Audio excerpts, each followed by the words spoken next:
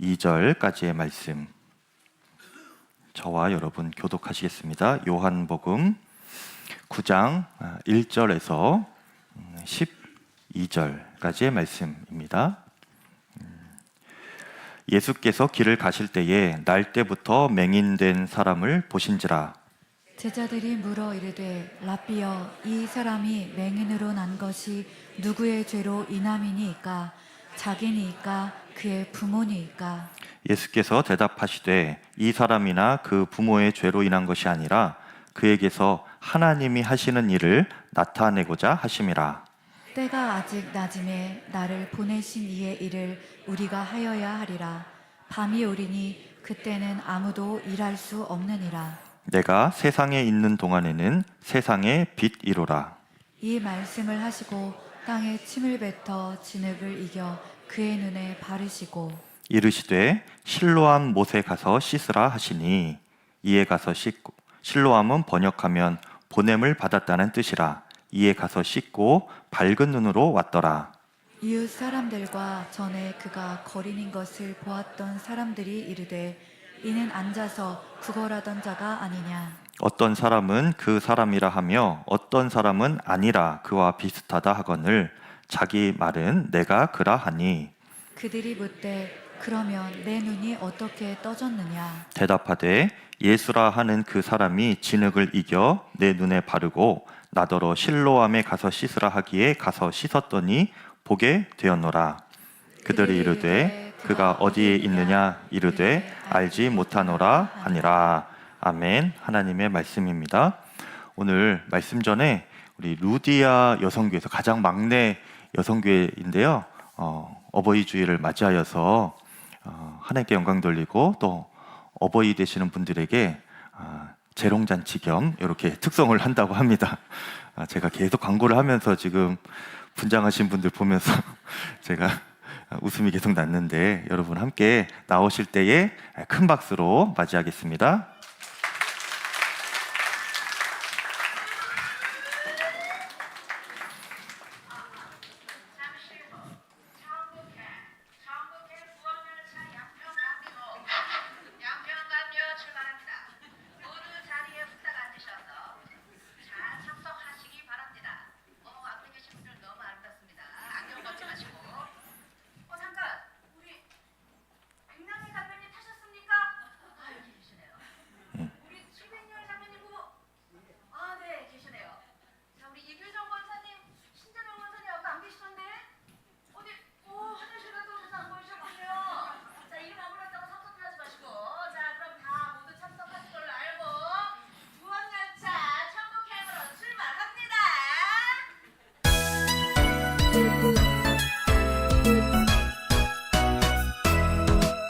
나는 구원열차 올라타고서 하늘 날아가지요. 땅땅 태양역 벗어나 달려가다가 다시 내리지 않죠. 잡힐 필요 없어요. 주님 차량 되시니 나는 염려 없어요. 땅땅 나는 구원열차 올라타고서 하늘 날아가지요. 잠깐! 타셨어요. 여기 있어요. 자, 그럼 다시 구원열차 양평감리호 출발!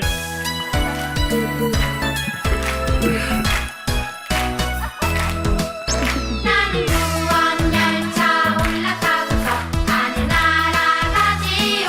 땅땅 태양역 벗어나 달려가다가 다시 내리지 않죠. 잡힐 필요 없어요. 주님 차량 되시니 나는 염려 없어요. 땅땅 나는 구원열차 올라타고서 하늘 날아가지요. 감사합니다. 모두 천국에서 만나요. 네, 다시 한번 우리 큰 박수 해주시길 바랍니다.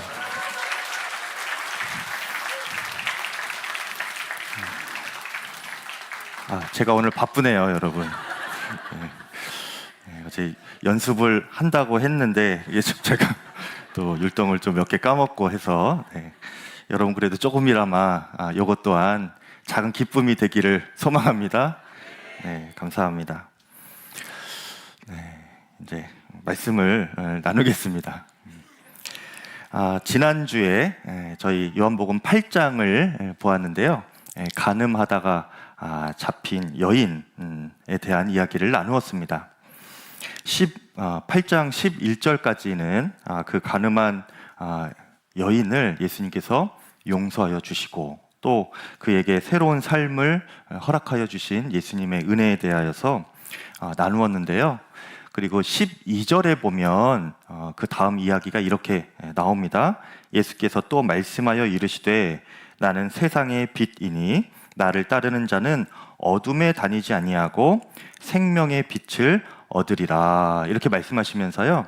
8장이 이제 59절까지 아주 긴 장인데 그 12절에서 59절까지 예수님은 빛이시다. 또 예수님은 우리에게 생명을 주시는 분이시다. 이런 긴 대화체로의 설명이 쭉 나옵니다. 그리고 그 긴 내용을 한편의 이야기 형식으로 영적인 의미를 담아서 알려주는 본문이 바로 오늘 본문이에요.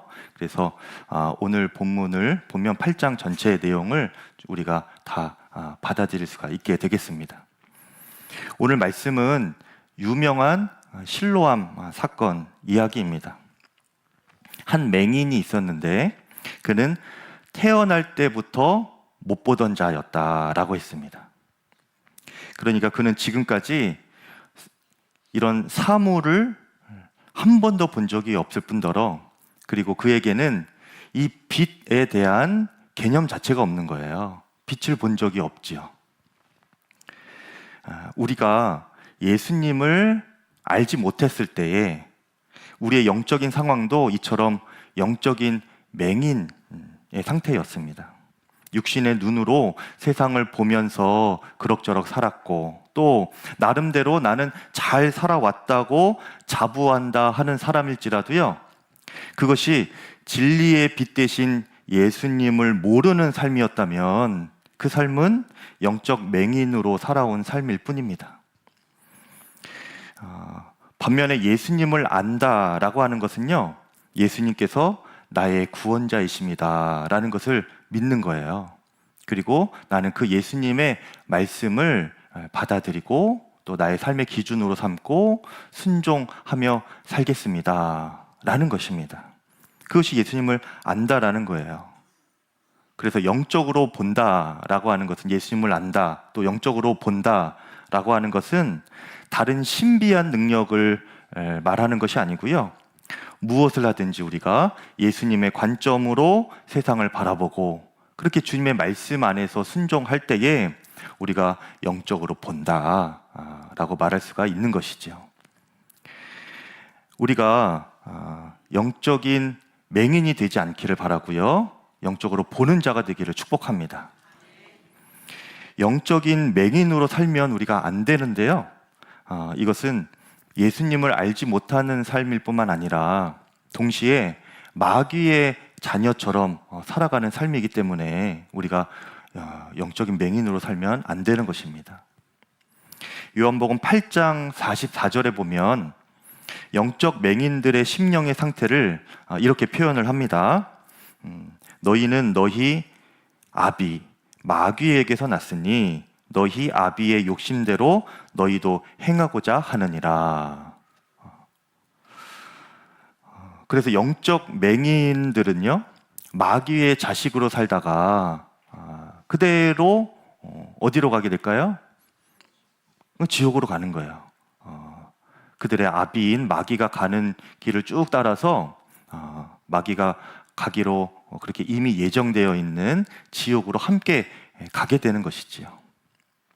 그렇게 지옥으로 끌려가게 되거나 또는 이 땅에서 마귀의 마음을 따라서 그 욕심을 따라서 끌려다니면서 그렇게 살아가는 겁니다. 그 삶은 하나님의 영광을 보지 못하는 삶, 하늘의 기쁨을 알지 못하는 그런 삶이 되는 것이죠. 성경에 보면 이렇게 어리석고 또 사탄이 들어가서 살기 좋은 동물로 소개되는 동물이 있는데요. 돼지입니다. 돼지. 군대 귀신이 그 돼지의 떼에 들어갔다. 그런 복음서 내용도 있죠. 그런데 여러분, 돼지가 하늘을 보기가 어렵답니다. 하늘을 보며 살기가 어렵대요, 돼지가. 왜 그런가? 이 뒤통수와 척추가 이렇게 붙어 있어서요. 그 신체 구조로는 돼지가 목을 이렇게 하늘을 향해 들어 올리기가 어렵대요. 예.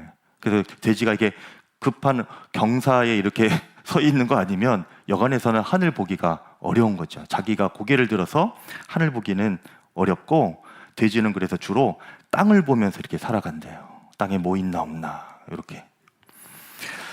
어느 목사님께서 그 돼지떼를 이렇게 몰고 가는 장면을 보고서 신기한 그 이야기를 하시는 것을 제가 우연히 듣게 되었어요. 몰이꾼이 앞에서 이제 돼지떼를 몰아가는데, 돼지떼들이 그 몰이꾼을 따라서 일사불란하게 따라가더랍니다.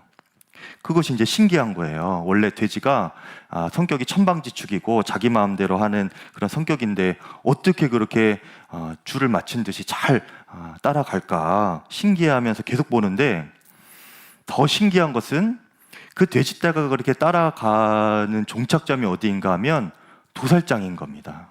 예. 그런데 보통 동물들은 자기가 죽는 것을 직감적으로 안다고 해요. 그래서 도살장으로 끌려가면 소도 막 눈물을 흘린다고 하죠. 안 가려고 하고. 그런데 그 돼지떼들은 신기하게 그냥 순순히, 또 그렇게 너무나 질서정연하게 잘 따라가면서 도살장으로 그렇게 순순히 들어가더라는 거예요. 그래서 그 목사님이 그것이 너무 신기해서 그 몰이꾼이 이제 다시 나올 때에 물어봤답니다. 아니, 어떻게 그 돼지떼들을 그렇게 잘 몰아서 도살장까지 끌고 가는 것이냐, 무슨 비결이 있느냐 물어보니까 그 몰이꾼이 하는 말이요, 그거 간단합니다. 돼지가 콩을 좋아한다는 거예요. 그래서 주머니에서 콩을 한 줌씩 이렇게 바닥에 떨어뜨려서 이렇게 가면은 돼지가 자기를 따라오는 것이 아니고 그 바닥에 있는 콩을 보면서 그냥 그거 먹으면서 그냥 그렇게 따라오는 거라는 거예요. 그러면서 도살장까지 자기 죽는지도 모르고 그렇게 순순히 들어가는 것이라고 합니다.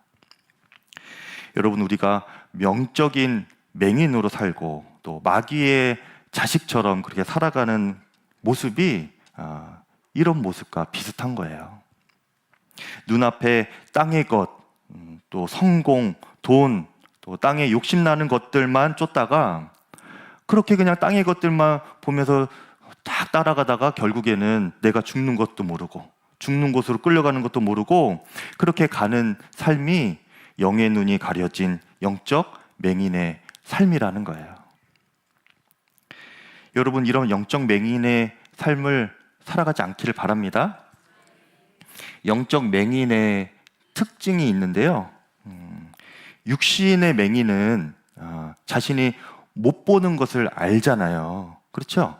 내가 보지 못하고 있구나, 이것을 아는데, 영적 맹인은 특징이요, 자기가 맹인인 줄 모른다는 겁니다.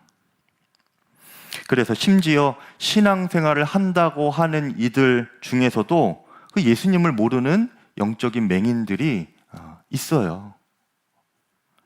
복음서에서 바리새인과 서기관들이 그런 사람들이었죠. 그들은 성경을 많이 알고 하나님을 믿는다고 하는 신앙인들인데도 장로들의 전통을 앞세우면서 사람을 가르치기도 했고요. 또 특별히 예수님의 제자들이 빵을 먹을 때 정결례를 따라서 손 씻는 그런 일을 행하지 아니하였다. 이것을 가지고 예수님께 찾아가서 예수님을 공격하고 당신들 제자들이 말씀을 어겼다, 이렇게 따지고 들었던 사람들이죠. 그렇게 예수님을 공격했던 사람들이 바리새인과 서기관들이었습니다. 그런 이들에게 예수님께서 뭐라고 말씀하셨는가 하면요, 소경이 소경을 인도하다가 둘 다 구덩이에 빠진다라고 했어요. 무슨 말입니까? 그들이 영적인 맹인이라는 겁니다. 여러분 감사하게도 저와 여러분은 예수님께서 나의 구원자이심을 믿는 사람들이죠.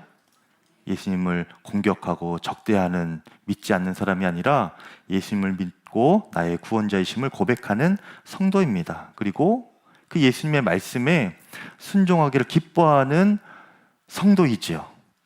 네, 아멘이시죠. 마귀의 자식이 아니라 하나님의 자녀가 된 것이 얼마나 감사한 일인지 모릅니다. 그리고 우리 특별히 여기 계신 모든 부모님들께 참 감사한 것은요, 다른 것이 아니라 예수님을 믿는 부모님이셔서 너무나 감사한 것입니다. 모태신앙으로 태어나신 우리 학생들은 특별히 더 감사하셔야 돼요. 네. 얼마나 축복인지 모릅니다. 소경이 소경을 인도하는 것이 아니라 영적으로 눈뜬 부모님이 그 자녀들을 생명의 길로 인도해 주시는 것이 자녀들에게는 얼마나 말할 수 없는 축복 아닙니까? 네. 여러분 정말 그렇게 영의 눈이 뜨인 귀한 부모님으로 그렇게 더욱더 평생 살아가시고 그 믿음이 더욱더 깊어지시기를 간절히 축복합니다. 그런데 우리가 한 가지 명심해야 할 일이 있는데요. 우리가 주님의 은혜로 그렇게 영의 눈이 뜨여지고 믿음으로 살아가고 있지만 이 영의 눈이라는 것이요, 너무 민감하고 예민해서 자칫 잘못하면 쉽게 흐려진다고 합니다. 그래서 금세 우리의 영의 눈이 세상의 눈으로 바뀔 수도 있어요. 오늘 제자들의 모습에서 그런 모습을 엿볼 수가 있는데요. 오늘 말씀에 나오는 그 소경, 맹인의 삶은 당시로서는 정말 설명할 수 없는 고난 가운데 있는 삶이었습니다. 당시에 맹인으로 안 보이는 자로 살아간다는 것은요, 그 육신의 어려움을 갖고 살아가는 그런 불편함 정도가 아니고 사회적으로 저 사람은 저주받은 사람이다, 이렇게 낙인 찍히는 삶이었어요. 또는 저 부모 세대에 얼마나 큰 죄를 지었길래 저 사람이 저렇게 태어날 때부터 저주를 받고 태어나서 보지도 못하고 저렇게 고생하며 살아가는가, 그렇게 주홍 글씨가 새겨지는 그런 삶이기도 했지요. 영적으로 어두운 세상에서 또 영적인 맹인들은요, 이렇게 누군가의 인생의 고난에 대하여서 종종 이런 식으로 바라보면서 해석을 하곤 합니다. 죄로 인한 결과다, 어쩔 수 없다, 이번 생은 버림받은 대로 그냥 이렇게 살 수밖에 없다, 이렇게 낙심하고 좌절하고 그렇게 포기하면서 살아가는 것이죠. 그런데 안타까운 것은 오늘 예수님의 제자라고 하는 이들도 그런 관점으로 이 맹인을 바라보고 있다는 겁니다. 그래서 이 제자들이요, 예수님께 그렇게 동일하게 물어봐요. 예수님, 2절 말씀에 이 사람이 맹인으로 태어난 것이 누구의 죄 때문입니까? 그 부모의 죄 때문입니까? 아니면 그 자신의 죄 때문입니까? 이렇게 물어보는 거예요. 제자들도 이 영적 맹인의 수준으로 살아가고 있는 것이죠. 우리가 예수님을 믿는다 하면서도요, 영적인 눈이 흐려지면 이렇게 삶을 해석할 때 세상적인 눈으로 해석할 수밖에 없게 됩니다. 그런데 우리가 여러분 분명히 알아야 합니다. 하나님께서도 물론 우리의 죄에 대하여서 징계를 하시긴 합니다. 죄에 합당한 대가를 치르게 하세요. 그런데 그것은 저주하여 버리기 위한 것이 아니고요, 돌이켜서 더 좋은 삶을, 새로운 삶을 그에게 주시기 위한 징계인 거예요. 절망하고 좌절하고 넘어져 있고 저주받은 삶으로 그렇게 치부되라고 죄에 대한 징계를 주시는 것이 아닌 것입니다. 주님은요, 어둠 가운데 빛을 주시는 분이시고 또 생명을 주시는 주님이심을 우리 모두가 기억하실 수 있기를 바랍니다. 잊지 마셔야 돼요. 그래서 예수님께서 그런 세상적인 관점으로 맹인을 바라보고 있는 제자들에게 이렇게 대답하십니다. 3절에 예수께서 대답하시되 이 사람이나 그 부모의 죄로 인한 것이 아니라 그에게서 하나님께서 하시는 일을 나타내고자 하심이라 말씀하셨죠. 예수님께서 이 맹인을 보시는 눈은요, 그 눈이 달랐습니다. 세상 사람들은 그를 저주하면서 보았지만 예수님은 동일한 사람을 보고 하나님께서 저를 통하여서 하실 일이 있다, 이것을 알려주시는 거예요. 세상에서는 저주받은 맹인에게도 주님 안에서는 사명이 있음을 알려주시는 것입니다. 그것이 맹인을 바라보는 예수님의 눈이었어요. 그리고 그 저주스러운 맹인의 눈을 예수님께서 뜨게 하시려고 예수님께서 특이한 방법을 오늘 사용하셨는데요. 여기에도 영적인 의미가 담겨져 있습니다. 7절에 보면 예수님께서 맹인에게 실로암 못에 가서 씻으라 라고 하셨죠. 근데 그 뒤에 실로암은 보냄을 받았다는 뜻이다 라고 굳이 설명을 성경에서 그렇게 자세히 해줍니다. 보냄을 받았다, 이것이 실로암의 뜻이라는 거예요. 왜 알려주었냐면요, 이 보냄을 받았다, 이것은 우리를 구원하시려고 하나님께 보냄받으신 분을 알려주기 위해서입니다. 보냄받으신 분이 누굽니까? 예수님이지요. 그러니까 이 실로암은 예수님 자신을 말하는 겁니다. 하나님께 보냄받으신 예수님 자신을 표현할 때 이 실로암이라고 하고요, 너가 실로암에 가서 씻으라 말씀하시는 것이지요. 그런데 그 전에 6절에 보니까 또 예수님께서 어떻게 그 전에 사전 작업을 하시는가 하면요, 흙에 예수님께서 침을 뱉어가지고 짓 이긴 다음에 그 맹인의 눈에 바르십니다. 얼마나 왜 굳이 그렇게 하셨을까 하는 생각도 여러분 들지요? 그냥 가서 씻으라 하시든지 아니면 그냥 말로 눈을 떠라 이렇게 하셔도 되는데 굳이 진흙을 이겨서 침을 뱉고 진흙을 이겨서 그것을 눈에 이렇게 발라주시고 그것을 가서 씻고 오라. 이것은요, 주시는 이 장면에 주시는 메시지가 있기 때문에 그렇습니다. 이 장면을 묵상하면서 저는 예수님의 십자가 순환이 묵상이 떠올랐는데요. 하나님의 아들이신 예수님이시죠. 근데 그분이 이 땅에 이 흙과 같은 존재인 이 사람의 모습으로 오셨습니다. 그리고 우리를 구원하시기 위하여서 사람들에게 침뱉음 당하시고 조롱당하시고 그 육신은 창과 채찍으로 아주 짓이겨지셨죠. 물과 피를 다 쏟게 되셨습니다. 예수님은요, 그렇게 우리를 구원하시고 영의 눈을 뜨게 하시려고 그런 십자가 순환을 당하신 겁니다. 우리가 그 십자가 사랑 안에서 우리의 영의 눈이 활짝 열릴 수 있기를 축복합니다. 그리고 우리도 그 주님의 눈으로 세상을 바라볼 수 있기를 간절히 소망합니다. 제 삶에서 가장 암흑적이고 또 영적인 소경처럼 살았던 때가 언제인가 하면요, 중고등학교 때였습니다. 다 말씀드리기는 어렵지만 여러분이 상상할 수 있는 것 이상으로 높은 수준의 문제 학생이었어요. 높은 수준의 장학생이어야 되는데 죄송합니다. 높은 수준의 문제 학생이었어요.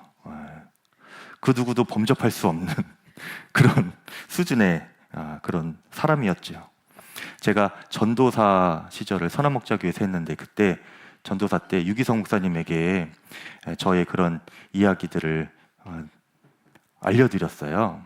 그때 이제 유기성 목사님이 충격을 받으셨는지 제 이야기를 듣고 설교 때 저를 언급하시면서 세상에 김태현 전도사가 깡패였대요, 이렇게 설교를 하시더라고요. 깡패는 아니고 제가 학교도 다니고 있었고 뭐 말하자면 깡패 같은 학생이기는 했는데 깡패는 아니었는데 그렇게 충격이셨나 봐요. 그랬던 제가 예수님의 십자가 사랑을 깨닫고 영의 눈이 열리고 꿈이 생겼습니다. 그 전에는 중고등학생 때는 사실은 아무런 꿈과 소망이 없었어요. 가질 수 있는 형편도 아니었습니다. 누가 꿈이 뭐냐고 물어보면 나는 이런 꿈이 있습니다, 이렇게 말하기가 부끄러운, 스스로도 절망스러운 암흑과 같은 그런 삶을 살았거든요. 그런데 예수님을 만나고 영의 눈이 열리니까 꿈이 생기고 소망이 생기는 거예요. 그래서 제가 지금도요, 웬만한 고등학생, 중고등학생들 문제 있는 아이들이라고 이렇게 기도 제목 저한테 요청하고 그렇게 상담해 달라고 하면 사실은 제가 보기에는 문제아가 아닙니다. 문제아 축에도 들어가지 못해요. 그래서 저는 그런 아이들을 이렇게 보면 세상에서는 쟤 어떻게 하려고 저러는지, 앞으로 뭐가 되려고 그러는지, 저렇게 살아도 되는지 참 그렇게 걱정하시는 그런 아이들일지라도요, 저는요 그 아이에게서 소망을 봅니다. 하나님께서 저 아이를 통한 계획이 분명히 있으시다. 저 삶 그대로 안에 하나님께서 주시는 의미 부여해 주시는 값어치 있는 인생이 있다. 저는 그렇게 보이는 거예요. 여러분 그런 눈으로 달라지시기를 축복합니다. 우리를 향한 예수님의 시선은요, 언제나 사랑과 긍휼입니다. 우리 인생이 살다 보면요, 때로는 영적인 맹인처럼 너무나 답답하고 스스로를 저주하고 싶고 또 빛도 안 보이는 깜깜한 어둠과 고통 속에 그렇게 절망하며 살아가야 할 때도 있지요. 세상이 나를 다 욕하는 것 같고 저주하는 것 같고 미워하는 것 같고 어떻게 살아야 될지 모르겠고 아무런 소망 없는 자, 저주받은 자처럼 그렇게 살아가야 하는 순간이 있을지라도 예수님은요, 그런 우리를 저주받은 자, 소망 없는 자로 낙인 찍지 않으시고 그런 나의 인생에 어떤 의미를 부여하십니다. 세상 사람들은 저 맹인, 저주받은 자 이렇게 말해도요, 예수님은 그런 인생에 의미를 부여하신다니까요. 어떤 의미인가? 저를 통해 하나님께서 하실 일이 있다. 여러분 우리 모두의 삶 가운데는 하나님께서 하실 일이 있습니다. 이 소경을 통하여서도 하나님께 역사하시는데 여러분 저와 여러분을 통하여 하나님께서 못하실 일이 무엇이 있겠습니까? 여러분 우리가 그런 따스한 주님의 눈길을 경험할 수 있기를 바라고요. 그 주님의 시선을 우리가 받을 때에 일어날 힘이 생기는 겁니다. 또 사명을 감당하는 복된 인생으로 새로운 삶이 시작이 되는 거예요. 여러분 요즘에 그렇게 맹인처럼 또 소경처럼 답답한 인생이신 분들 힘을 내시기를 바랍니다. 주님이 바라보고 계시고 그 인생의 의미를 부여하고 계시는 거예요. 일으켜 주실 줄을 믿습니다. 그리고 우리가 그 눈으로, 예수님의 눈으로 그렇게 다른 사람들과 세상을 바라볼 수 있기를 바랍니다. 특별히 우리의 자녀들을 볼 때 내 눈으로 보기에는 제가 아무런 소망이 없어 보여도 어떻게 살아갈까 싶은 그런 상황이 있을지라도 여러분 우리가 나의 눈으로 세상의 눈으로 보면 안 되는 거예요. 네. 주 예수님의 눈으로 보면서 우리 아이를 위한 하나님의 계획이 분명히 있을 것이다. 이 아이에게 하나님께서 지금 놀라운 의미를 부여하고 계실 것이다. 그것을 위해서 내가 기도하고 아이를 위해서 기도해주고 아이도 그렇게 주님 안에서 소망을 품고 살아갈 수 있도록 그렇게 알려주어야 하는 것이지요. 그것이 정말 귀한 부모님의 역할인 것입니다. 내가 이끌어갈 수 없고요. 아이가 주님께 이끌림 받는 삶을 살아갈 수 있도록 그렇게 알려주는 겁니다. 그 영의 눈이 부모님에게 먼저 뜨이시기를 축복합니다. 그렇게 함께 주님의 따스한 시선 안에서 우리 모든 가족이 영의 눈이 열리고 주님께 사명으로 쓰임받는 귀한 가정 되시기를 축복합니다. 이 시간 함께 찬양하고 말씀 의자에서 기도하겠는데요. 우리 옛날 찬양이긴 한데 우리 함께 뜨겁게 찬양하기를 원합니다. 실로암